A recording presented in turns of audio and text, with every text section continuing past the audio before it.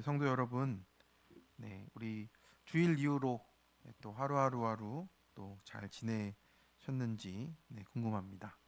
네, 우리 왕께로 인도함 받는 한 주로 또 우리 말씀으로 또 붙잡고 가고 있는데 나의 옛 모습이 떠나가고 또 하나님의 언약 안에 우리가 구원의 언약 안에 또 주님께 잘 붙어가는 은혜가 있기를 기도합니다. 오늘부터 6주간 수요 예배 시간에는 띵크 기초 양육의 내용으로 말씀을 나누고 믿음의 기초를 좀 세워가는 시간을 가지고자 합니다. 그래서 우리가 교회를 잘 다니는 것도 열심히 다니는 것도 중요한데 누구를 무엇을 믿는지가 우리 신앙생활의 올바른 방향과 길을 제시합니다. 그래서 우리 성도님들과 이렇게 함께 나눠보고자 저도 다시 공부하면서 하고 있어요. 오늘 창세기 1장 1절의 말씀은 우리가 너무나 잘 아는 성경의 첫 구절입니다. 우리가 성경을 일독할 때도 늘 처음 만나게 되는 구절이고 거기서 시작해서 레위기 가면 이제 민수기 가면 그때부터 이제 힘들어지는 것 같아요. 근데 우리 창세기 1장 1절은 안 보고도 외우시잖아요. 그죠? 한번 해볼까요? 시작.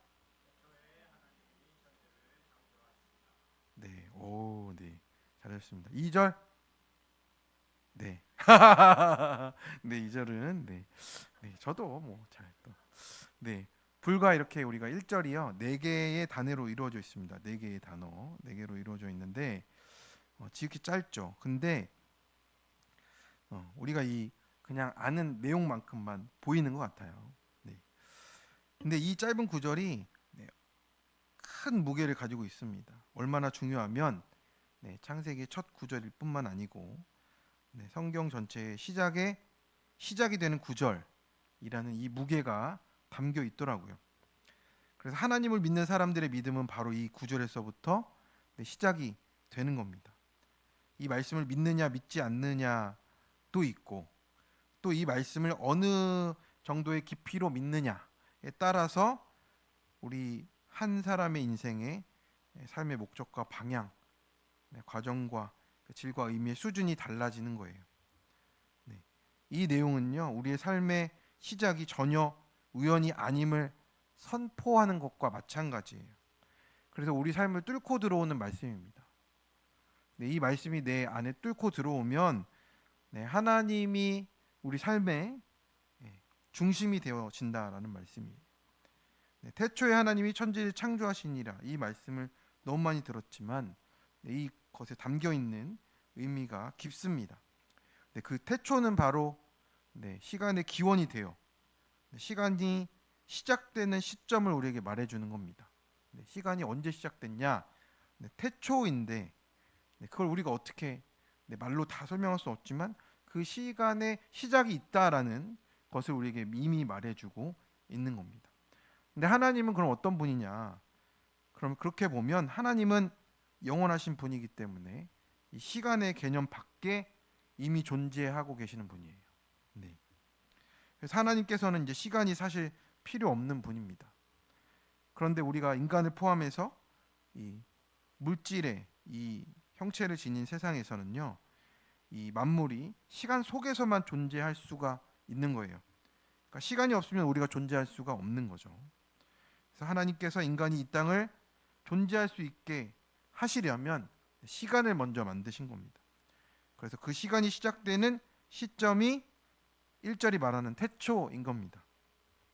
아이구야 머리가 아프기 시작하는 거 아니에요? 네, 하여튼 그렇다라는 겁니다. 그게 하나님이 시작하신 시간이다 말씀하는 거예요.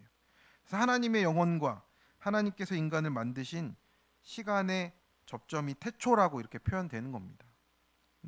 성경은 과학책은 아니기 때문에 그 핵심을 우리에게 알려주는 거예요. 태초라는 그 시간에 시작이 되었다.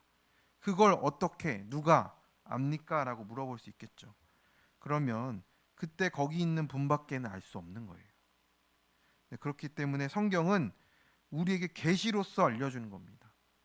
이런 일이 있었다라고 우리에게 알려주는 거예요.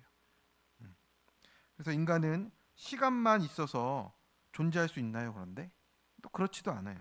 그러면 인간을 포함한 만물은 반드시 뭐가 있어야 됩니까? 공간이 있어야 됩니다. 공간 속에서 시간을 통해서만 존재할 수 있는 게 인간과 세상 만물이다.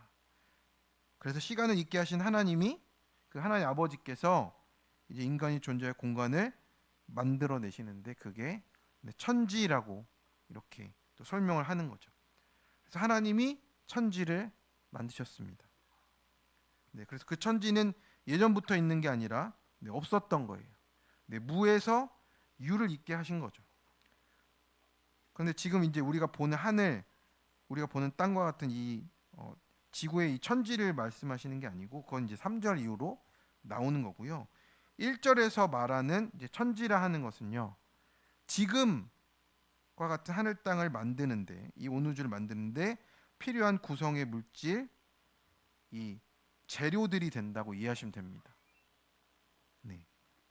그러니까 천지를 만들었다. 그럼 이 온 우주 만물을 만드시는 이 구성의 재료를 만드셨다라고 하는 게 1절에 말씀하는 천지라고 생각하시면 됩니다. 그래서 이 땅에 인간이 존재하기 위해서 영혼 속에서 시간을 시작하시고 또 그 속에 공간을 만드셨다라고 하는 1절이 그것을 담고 있는 거죠. 그래서 그 속에는 하나님은 시간 밖에 계시는 자존자이시고 초월자이시다. 무에서 유를 만드신 창조자이시고 전능자이시다라는 거를 그 한 절에 담고 있는 거예요. 그 설명을 다 차치하고 보면 그냥 그런가 보다 알겠지만, 그 속에 담긴 뜻은 지금도 우리가 밝혀가고 있는 중이에요. 우리가 알고 있는 과학으로도 밝혀가려 하고 또 우리가 신앙적으로도 찾아가는 그 과정입니다. 근데 우리가 믿는 그 본질은 뭐예요? 하나님의 창조가 분명히 우리 가운데 있었다라고 말씀을 하는 겁니다. 그렇기에 어디서 와서 어디로 가는지 전혀 알지 못하고 허무와 무지 가운데 우주의 먼지로 소멸될 우리로 하여금 우주의 본질과 진리를 깨닫게 해주는 이 말씀이 창세기 1장 1절이라고 말씀하고 있는 겁니다. 더욱이 이제 하나님이 그란 단어, 그게 이제 복수로 써 있는데 그 붙어 있는 동사 창조하신이라는 단수로 되어 있어요. 그러면 이제 이것만 보더라도 어떻습니까? 창세기 1장 1절이 그냥 단순히 보고 넘어갈 문장은 아닙니다. 그래서 삼위일체 하나님에 대한 근거가 존재하고 그 진리가 함축되어 있다라고 볼 수 있는 겁니다. 우려 먹어도 많이 우려 먹을 수 있어요. 아주 그냥. 그래서 이 창조에 대한 내용도 지금까지 논의된 과학자들의 해석을 살펴보면요, 우주에 대해서 조사하고 그 구조를 연구할수록 우주가 살 수 있는 곳이 되기 위해서는 보이는 세계부터 보이지 않는 세계까지 우주를 구성하는 정보와 의식이 그 향하는 지점이 우주 만물이 공모한 것처럼 느껴지는 우연의 일치가 존재한다라고 해요. 그러니까 이게 이 정도로 공모해서 만든 거 아니면은 안 된다 식의 결과들이 더 신빙성 있게 나타난다라고 합니다. 그래서 신이 우주를 창조한 것이 자신의 영광을 위해서 온 세상에 드러내기 위한 것으로 바라보는 것이 오히려 우연이라는 우리의 무지를 덮어놓는 장치를 믿는 것보다 더 신뢰롭다라고 우리를 말씀해 주고 있습니다. 우리 옆에 있는 분에게 우연보다 이게 더 신빙성 있어 한번 얘기해 주세요. 아멘. 우연은 우리의 무지를 덮어놓으려는 장치밖에 안 돼요. 근데 그게 또 세계가 이렇게 구성되려면 다중 우주론에서는 뭐 10의 500승 정도 되는 것 중에 하나 골라서 했다고 하더라고요. 그럼 그 우연을 믿겠습니까? 저 같으면 절대 믿지 않습니다. 성도 여러분, 바로 이 한 구절을 믿느냐 안 믿느냐가 우리의 삶을 완전히 바꾼다고 말씀을 드렸어요. 우리가 진실로 하나님께 감사드려야 되는 것은 하나님께서 우리가 이 중요한 1장 1절의 말씀을 믿는 자리로 불러주셨다는 거예요. 이 말씀을 믿게 하시기 위해서 하나님이 우리 인생의 길목에 나의 거룩과 구원을 위해 수고해주는 지체들을 보내주십니다. 그리고 얼마나 많은 사건들로 역사를 하십니까? 내가 안 깨지니까 깨지라고 사건을 주십니다. 왜냐? 이 세상에서 하나님을 아는 것보다 더 귀한 지식은 없어요. 네. 못 믿을 이유밖에 없다는 이 허무한 세상 속에서 오늘 우리에게 생명을 주시는 이 말씀을 믿는 자로 초청해 주셨습니다. 할렐루야. 아멘.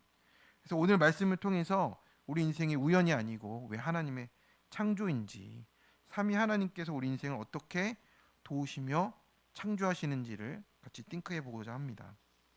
첫째로 우리 성부 하나님의 창조 사역이 나를 도우십니다. 우리 1장 1절을 다 같이 한번 다시 읽어보겠습니다. 시작. 태초에 하나님이 천지를 창조하시니라.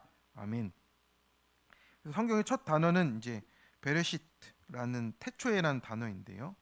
최초의 시작이죠. 아까 말씀드렸듯이 다른 신화와 설화들과는 달리 오직 성경만이 시간이 시작되는 첫 순간을 선포해요. 다른 것들은 그냥 옛날 옛적에로 끝나는데 정말 시작을 얘기하는 말씀은 우리 성경이 유일하다라고 하는 겁니다. 그래서 어떻게 이것을 설명해야 되겠습니까? 그 첫 순간에 존재하신 분이 그분만 말씀할 수 있다라고 하는 겁니다. 하나님께서 그 순간 자체를 창조하셨어요. 그래서 이건 과학적인 부분인데 절대적인 존재가 3차원 이상의 위상 공간에서 지금 우리가 사는 우주를 만들려면 10의 10승의 13승분의 1 정밀도에 해당하는 점을 찍어야 된다고 이렇게 말을 합니다. 네. 그러면 나머지 우연의 숫자를 믿으시겠습니까? 네. 그게 저는 참 이해가 가지 않습니다. 그렇기에 태초는 아무나 존재할 수 없는 순간이에요. 하나님이 이 태초에 하나님의 천주를 창조하셨는데 이걸 히브리어로 보면 그게 좀 필요합니다. 그래서 원어로 하나님은 이제 엘로힘인데 이게 장엄 복수 형태라고 이렇게 설명을 합니다. 그리고 창조하신이라는 단수예요. 그러면 이게 수의 일치가 안 된 거잖아요. 네. 네. 복수와 단수가 이게 말이 안 되는 건데 이제 이것을 어떻게 설명이 되느냐? 네. 그 이유는 두 가지로 설명이 돼요. 첫째는 장엄 복수 형태인 이 최고의 존칭을 하나님께 썼다라는 말입니다. 그 하나님의 권위와 능력이 그것에 강조되었기 때문에 그렇게 복수로 형태로 썼다라는 것이고요. 둘째는 바로 그 이유가 하나님 외엔 아무도 존재하지 않았던 그 시간의 시작점에 성부, 성자, 성령 하나님이 함께 계셨다라고 이렇게 말씀하고 있는 겁니다. 그것은 이제 더 신약에 와서 우리 가운데 밝혀진 계시가 되겠죠. 그래서 오늘 본문 2절에 보면 그 태초에 또 누가 계셨습니까? 하나님의 영이 수면에 운행했다고. 그래서 성령 하나님이 계신 것이죠. 그래서 이 삼위 하나님이 똑같이 영혼 가운데 계시니까 그렇게 장엄 복수형을 써서 하나님을 설명했습니다. 근데 구약 때는 그것을 몰랐지만 이제 신약에 와서 이 하나님이 하시는 일이 더 밝혀지게 되었다라고 우리가 보게 되는 겁니다. 그래서 창조하시니라에서 이 단수는 결국은 이 삼위 하나님이 한 분처럼 움직이셨다, 한 분처럼 만드셨다라고 선포하고 있는 겁니다. 그래서 삼위일체를 설명하고 있는 그 부분이죠. 하나님의 뜻이 명확해지는 신약에서 더 확연하게 보여지게 됩니다. 그래서 요한복음 1장 1절에 태초에란 말이 다시 한번 나오거든요. 태초에 말씀이 계시니라 이 말씀이 하나님과 함께 계셨으니 이 말씀은 곧 하나님이시라 하면서 이제 예수님을 설명을 하고요. 그래서 이 삼위일체 하나님이 초월적인 지혜와 그 능력으로 우주의 시간과 공간 자체를 창조하시고 만물을 창조하셔서 지금 우리 가운데 지금 이 모든 것들을 누리고 살아갈 수 있게 하셨다라는 것이죠. 그래서 아무것도 없는 상태에서 새롭게 만드셨다는 무에서 유를 창조하신 하나님이라고 우리에게 말씀을 하시는 거죠. 그래서 세상의 모든 존재는 뭐가 있죠? 시작이 있어요. 생일이 다 있으시잖아요. 옆에 있는 분 생일은 다 알고 계시죠? 모르면 큰일 나는 분이잖아요. 그렇습니다. 우린 부모가 있고 가문의 시조가 있고 나라의 건국자들이 있고 우리 교회도 시작된 날이 있고 그런데 하나님은 시작도 끝도 없으신 분이라고 말씀하십니다. 그래서 우리의 진정한 아버지라고 우리가 고백을 하는 거죠. 그래서 시작도 끝도 원인도 없는 유일한 분이 그렇게 절대적인 분이 우리 성부 하나님이시라고 성경은 설명하고 있습니다. 그래서 이 하나님의 그 엄청난 경륜은 우리에게 다 드러나지 않아요. 네. 그러니까 하나님이 이걸 가리시려고 숨기시는 게 아니고요. 이 크신 천지를 창조하신 하나님이 우리에게는 숨겨져 계실 수밖에 없다라고 하는 겁니다. 네, 우리가 뱃속의 아기처럼 엄마 뱃속에 있다면 그 큰 우주를 어떻게 알겠습니까? 보이는 건 온통 그냥 엄마 뱃속에 이제 까만 그거밖에 안 보이잖아요. 그래서 물 속에 있네. 뭐 이거밖에 안 보이는 거죠. 우리 수준에서 볼 수 있는 것만 우리는 말하고 생각하는 거예요. 그래서 우리가 유한한 우리가 그걸 알아들을 수 없으니까 그것이 우리에게 숨겨지는 겁니다. 숨겨지는 것처럼 보여요. 그런데 자기 코앞만 보는 양도 목자가 자신을 지키는 사실도 모릅니다. 우리는 그것을 알지 못하고 살아가는 것뿐입니다. 내 눈에 안 보여서. 근데 내 눈에 안 보인다고 그게 틀렸다고 말하는 건 오만이겠죠. 그래서 이사야 45장 15절에 보면 구원자 이스라엘의 하나님이여 진실로 주는 스스로 숨어 계시는 하나님이십니다. 이렇게 해요. 그래서 하나님을 다 우리가 알 수 없는 우리의 유한함을 표현하는 말씀이죠. 그리고 에베소서 1장 4절에는 곧 창세전에 그리스도 안에서 우리를 택하사라는 말이 있습니다. 그러니까 태초도 전부터 우리의 생명을 이미 택하셨다라고 말씀하시는 하나님의 모습을 우리가 성경을 통해 깨닫게 되는 겁니다. 하나님이 태초에 천지를 창조하신 것도 기가 막힌데 창조하시기 전에 만세 전에 시간이 시작되기도 전에 엄마 뱃속 전에 우리를 하나님의 자녀로 택하셨다라고 우리가 말씀을 하고 있는 겁니다. 그래서 그것이 우리에게 어떻게 은혜로 다가옵니까? 천지보다 온 우주보다 여기 있는 우리 한 사람 한 사람이 하나님 앞에 소중하다는 뜻이 되는 거예요. 그래서 우리가 함부로 살아서는 안 되는 존재가 되는 거예요. 함부로 포기해서도 안 되는 거예요. 천하보다 귀한 하나님의 자녀로 지어졌다라는 선포가 이 창세기 1장 1절에 담겨 있는 겁니다. 그냥 나는 그렇게 내가 살아왔으니까 되는 대로 살아왔다 하는 인생이 전혀 아니라는 말씀을 창세기 1장 1절부터 우리에게 설명보다는 먼저 선포하시는 거예요. 들으라고. 듣지 않으면 우리가 살아날 수 없어서 그래요. 그래서 하나님은 우리에게 다 나타나지 않게 숨겨져 계십니다.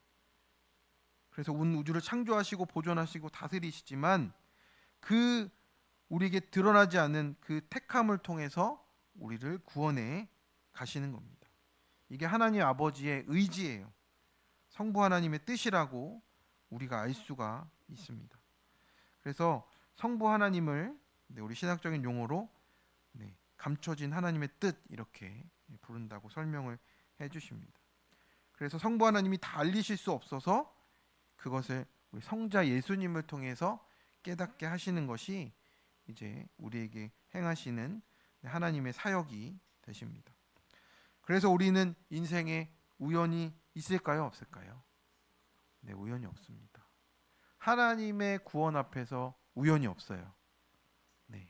내 옆에 있는 사람, 내 가족을 통해서 교회로 오게 되고 내 인생이 무너지고 내가 생각한 것보다 더 지옥 끝에 가서 사는 인생 같아도 하나님 말씀 앞에 돌아오라는 그 구원의 뜻 앞에서는 절대로 우연이 없습니다. 저절로 되는 게 아니고요. 하나님이 택하시고 부르셨기 때문에 그렇다라고 말씀을 드립니다. 지금 저는 어떤 가설로 세워진 어떤 론을 얘기하는 게 아니에요. 창조된 신앙, 계시된 창조 신앙을 말씀드리는 거예요. 그 안에서 나를 발견하시라고 말씀을 드리는 겁니다. 내가 이유를 모른다고 우연이라고 치부해 버리는 것은 오만이고요. 그 결과는 하나님 창조를 부인하는 거예요. 오늘 큐티에서처럼 지식의 성읍에 갇혀서 자기 생각을 섬기는 우상 숭배밖에 되지 않습니다. 우리 인생을 이끄는 힘은 우연 따위가 아니고 창조인 줄로 믿습니다. 그래서 창세기 1장 1절을 믿는다는 것은 나를 향한 성부 하나님의 창조 사역을 믿는 겁니다. 감춰진 하나님의 뜻이 나를 붙들고 계세요. 이것을 믿느냐 아니냐에 따라 성경 전체가 믿어지느냐 아니냐가 달려 있습니다. 참 성령 하나님이 오늘 감화 감동하시기를 저는 기도합니다. 그래서 오늘 이 자리에 성도님들께서 어떠십니까? 믿음으로 다가오십니까? 우리의 진정한 아버지이신 성부 하나님께서 감춰졌지만 가장 강력한 뜻으로, 가장 뜨거운 열심으로 만세전부터 여전히 택하시고 붙드시고 구원에 가실 줄을 믿습니다. 적용입니다. 무에서 유를 창조하시는 하나님이 태초에 천지를 창조하시니라. 이 말씀이 믿음으로 다가오십니까? 온 우주 만물을 지으신 성부 하나님이 창세전에 나를 택하셨음이 믿어지십니까? 오늘 창세기 1장 1절의 말씀을 듣는 자리에 있음이 우연이 아닌 하나님의 뜻임을 믿습니까? 둘째, 성자 예수님이 하나님의 뜻을 나타냅니다. 2절입니다. 땅이 혼돈하고 공허하며 흑암이 깊음 위에 있고, 이렇게 말씀해요. 그래서 1절 이후에 이 원어로서 2절을 보면요, 그리고가 있어요. 그리고. 그래서 1절과 2절이 따로 떨어진 게 아니고 1절에 창조해 주신 천지, 그러니까 그게 그 땅의 모든 구성 재료들이 되는 겁니다. 그것들이 혼돈하고 공허했다라는 뜻이에요. 그 모든 것이 정리가 되지 않아서 엉켜 있는 상태예요. 그걸 이제 의미하는 단어입니다. 그래서 질서가 없고 목적이 없는 상태가 그렇고, 흑암이 깊음이 있다는 것은 혼란과 무질서의 상징을 뜻해요. 그래서 완전하신 삼위일체께서 창조하신 땅인데 왜 그러냐? 이것은 하나님이 창조하셨음에도 이 세상이 하나님 없이 흘러갈 때 어떤 상태로 우리 가운데 나타나는지를 알려주는 겁니다. 하나님의 성령이 품지 않은 그 상태로 우리가 살아가면 모든 것이 다 뒤엉켜서 엉망진창이 된다는 뜻이에요. 왜 그래요? 혼돈하고 공허하고 흑암이 그 수면의 깊음 위에 있어요. 그러니까 우리가 하는 모든 일 가운데 혼돈이 나타나고 공허 속에서 어두움 속에서 그냥 그렇게 살아가다가 무너지게 된다는 것을 오늘 우리에게 말씀합니다. 그게 우리의 실존이라는 거예요. 성령 하나님의 품으심이 없으면 그렇다라고 말씀하는 겁니다. 성부 하나님이 천지를 창조하셨어도요, 그 뜻이 감춰져 있어서 성자 하나님의 도우심으로 우리를 향한 그 뜻을 나타내주지 않으시면 우리 인생이 그저 혼돈과 공허와 흑암과 깊음 뿐이라고 말씀을 합니다.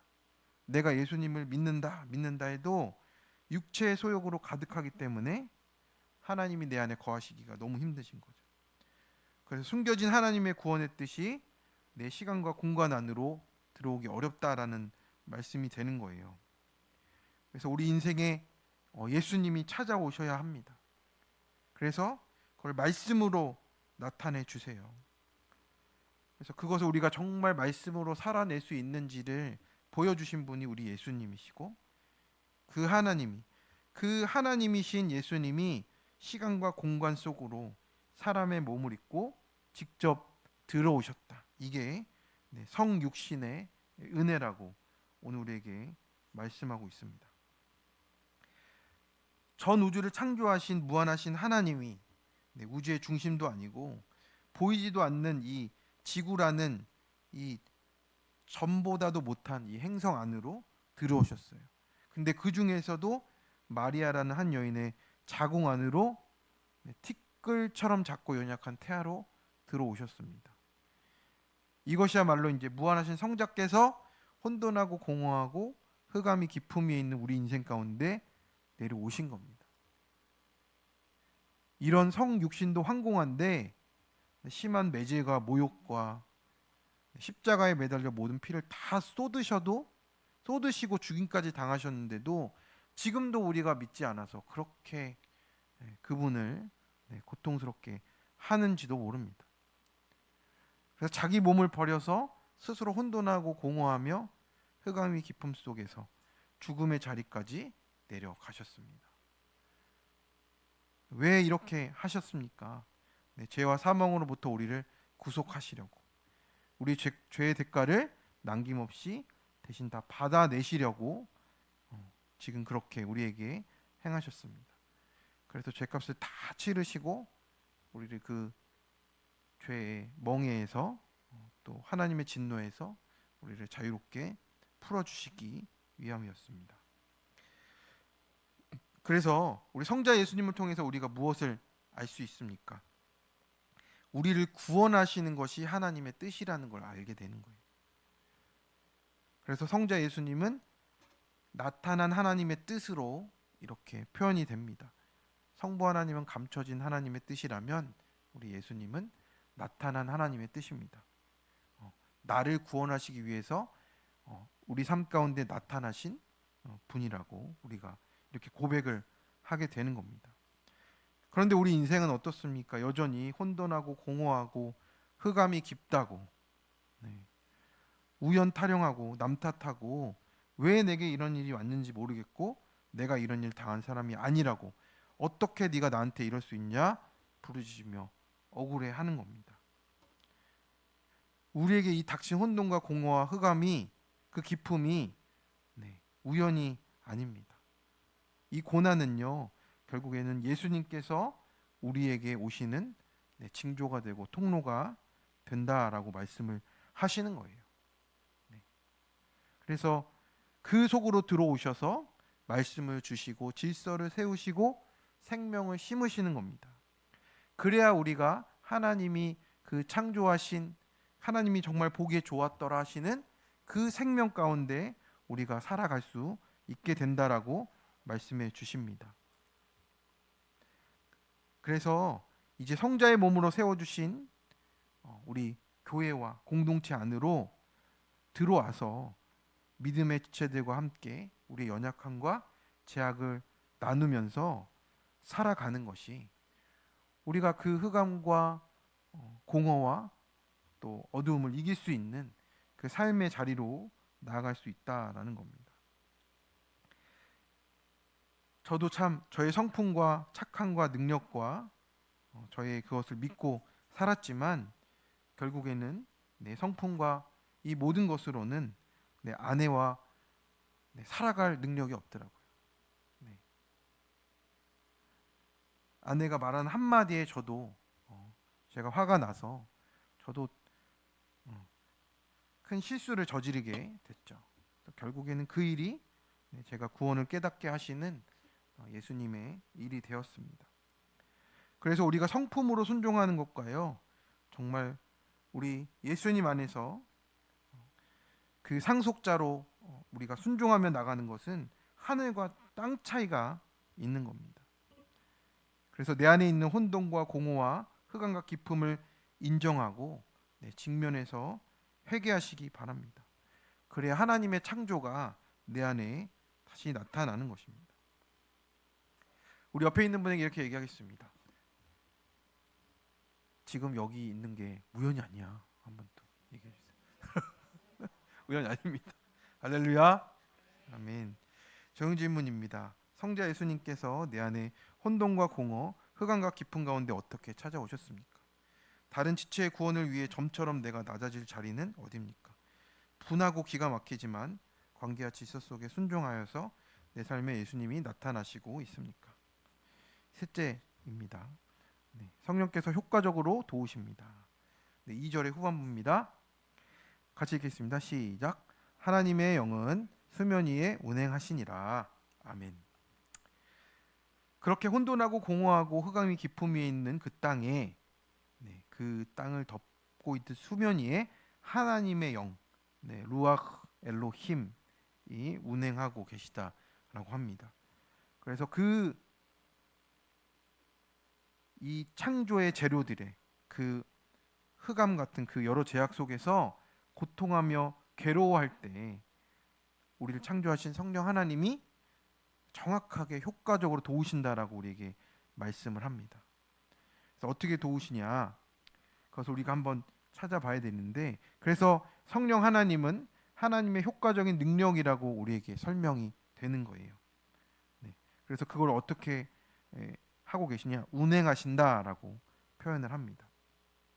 그래서 제가 이걸 좀 과학적인 부분을 좀 찾아봤습니다. 그러니까 물리학에서 이제 연력학 제2법칙에 따르면 무질서한 상태에서 질서가 생기는 것은 자연스럽지 않아요. 거꾸로 가는 거예요. 근데 창세기 1장에서 하나님은 무질서한 상태, 이 혼돈과 공허와 흑암의 이 재료를 질서와 목적 있는 창조물로 바꾸시는 거예요. 그래서 초자연적인 개입이 있으신 거죠. 하나님의 창조의 사역이 드러나는 거예요. 그래서 이 창조가 엔트로피의 자연적인 흐름을 거슬러서 외부적이고 의도적인 에너지, 그러니까 창조의 의지와 능력이 개입돼서 질서를 부여하는 사건으로 나타난다라고 말씀하고 있는 겁니다. 그래서 운행하시니라의 이 원어는 보면은 새가 날개짓을 하면서 알을 품는 것을 뜻해요. 네. 그래서 그 혼돈하고 공허하고 흑암이 깊음 위에 있는 그 수면을 덮어서요 이제 안아주시는 겁니다. 네. 정말 엉켜 있고 엉망진창으로 무너져 있는 그 삶을 안아주십니다. 네, 안아주기만 해도요 우리가 하나님의 사랑을 느끼게 되거든요. 근데 우리는 어떻습니까? 선택적이잖아요. 가족도 미우면 밀어내고요. 네.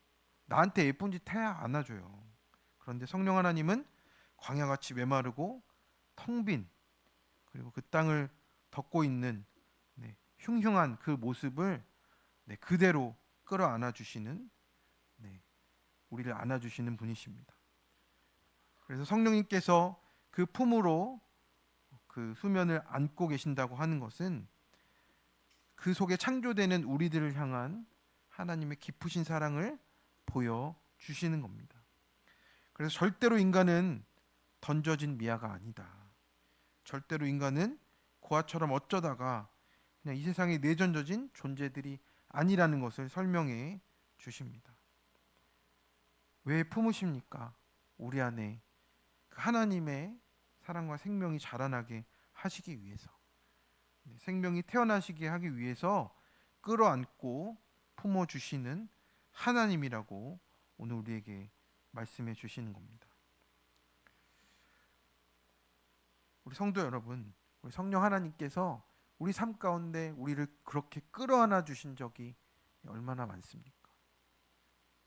내가 엇나가려 하고 나는 내 멋대로 끝까지 해보겠다 하는 그 인생을 끌어안아 주시는 일이 분명히 있었습니다. 그리고 우리를 그것을 어떻게 또 깨닫게 하십니까? 진리의 말씀으로 깨닫게 하시는 거예요. 매일 우리가 말씀을 보는 큐티를 통해서 그 묵상을 통해서 여전히 우리를 끌어안아 주시며 때마다 우리의 길을 안내해 주시고 효과적으로 인도해 주신다라고 하십니다. 그래서 나를 창조하시고 지으신 분만이 나를 지으시고 나를 고치시고 도와주실 수 있습니다. 알파와 오메가이신 하나님이 우리의 시작이 되시고 끝이 되시기 때문에 남편, 아내, 부모, 사장, 상사 어떤 것들도 내 인생을 시작하고 끝낼 수가 없어요. 하나님이 끝내지 않으면 끝낼 자가 없다라고 하는 겁니다. 성도 여러분, 하나님을 알아야 모든 문제를 밝히보고 나의 삶의 목적과 방향과 길을 찾게 됩니다. 오늘도 우리의 삶 속에 부딪히는 여러 가지 삶 속에서 문제 속에서 우리를 도우시는 그 분이 계십니다. 누구십니까? 우리 삼위일체 하나님이십니다. 성부 하나님이 감춰진 뜻으로 도와주시고 성자 예수님이 나타난 뜻으로 도와주시고 또 성령 하나님께서 효과적인 능력으로 말씀으로 우리를 깨닫게 하시며 도와주시니까 우리가 어디에서건 산지에서건 또 평지에서건 어디에서든지 우리가 순종하며 살아갈 수 있다라고 말씀하십니다. 그래서 오늘도 우리 가운데 오셔서 함께 하시고 어떤 방향에서건 어떤 순간에서건 도와주시는 하나님과 늘 동행하시고 함께 하시는 우리 부르신 교회 성도님 되시길 간절히 축원합니다. 적용 질문입니다. 성령 하나님이 나를 날개에 접듯이 내 모습 그대로 품어주신 자리는 어디입니까? 무너진 자리에서 말씀을 통해 효과적인 능력으로 도우심을 누리고 계십니까? 내가 시작하고 내가 끝내려는 게 아니고 하나님께 맡기기 위해서 무엇을 내려놓아야 하겠습니까? 네, 우리 이 시간에 함께 말씀을 붙잡고 기도했으면 좋겠습니다.